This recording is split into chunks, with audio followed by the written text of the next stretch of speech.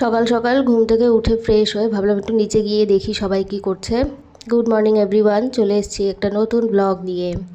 তো নিচে গিয়ে দেখলাম মা চুলে কালি করছে। তো ফার্স্টে বুঝতে পারিনি আমি ভিডিও করছি, তাই শুরুতে একটু বিরক্ত হয়ে গেছিলো। আর ওদিকে আমার মাসি রান্নাঘর থেকে আমাকে আর মাকে দেখে কি একটা বলছিল যেন হেসে হেসে, সেটা আর খেয়াল নেই। তো সকালবেলা উঠেই দেখছি সবাই এরকম চুলে কালি করতে শুরু করেছে। তো পরে ভাবলাম যে হ্যাঁ, ওদের তো ঘুরতে যাওয়ার একটু প্ল্যান আছে, ওই জন্য মনে হয় চুল কালি করছিল। তো এখানে আমি বসে পড়েছি, আমার ওই হলুদ আর আদার একটা জল আছে যেটা আমি সকালবেলা খাই, সেটা খাচ্ছিলাম। তারপর বাবা কী করছে দেখার জন্য ডাইনিংয়ে গেলাম, দেখলাম যে বাবা তরকারি কাটতে শুরু করেছে। কারণ আমি তো এতদিন এখানেই ছিলাম, এবার আমি আজকে চলে যাব আর আমার বর আসবে আমাকে নিতে। তো এই জন্য খাওয়া দাওয়া হবে আজকে, ভালো মন্দ খাওয়া হবে, তাই জন্য এত তরকারি সবজি কেটে রাখা। এরপর আমি ভাবলাম যে সবাই যখন চুলে কালি করছে আমি একটু বাবার চুলে কালি করে দিই। নর্মালি আমার বাবার মাথায় অত বেশি পাকা চুল নেই, কিন্তু দেখছো ওই যে কটা ছোটো ছোটো সাদা চুল আছে সেগুলোকে একটু ঢেকে দেওয়া হচ্ছে, আর কিছু না।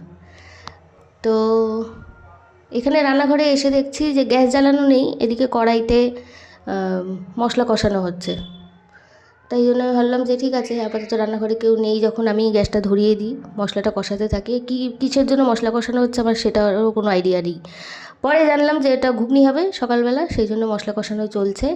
আর রান্নাঘরে যে দায়িত্ব ছিল আমার মাসি, সেও কালি করতে চলে গেছে। সবাই মিলে চুলকালি করছে, সবাই মিলে ঘুরতে যাবে চুলকালি করে, তাই জন্য। তো যাই হোক, এখানে আমি একটুখানি মাসি না আসা অবধি মশলাটা কষিয়ে নিলাম। তারপর ঘুগনি এখানে রেডি। সকালবেলা আজকে ব্রেকফাস্টে আজকে হবে আমাদের ঘুগনি আর মুড়ি। অনেক দিন পর আজকে মুড়ি ঘুগনি খাবো, তার সাথে এখানে শশা কুচিয়ে রাখা হয়েছে।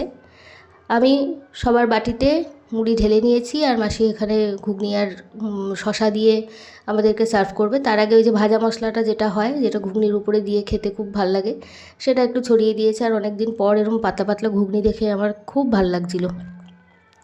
তো যাই হোক, এখানে সবার মুড়িতে শশা টশা দিয়ে মাসি এখন ঘুগনি আমাদের সার্ভ করছে।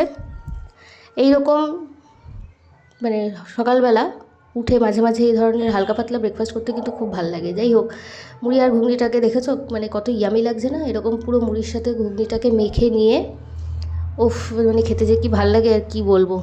যাই হোক, তোমরা কারা কারা মুড়ি ঘুগনি খেতে ভালোবাসো আমাকে কিন্তু অবশ্যই জানাবে। আমার তো বেশ ভালো লাগে, আমি হলে প্রায় বেশিরভাগ দিনই ঘুগনি হলে মুড়ি দিয়েই খাই। বাই।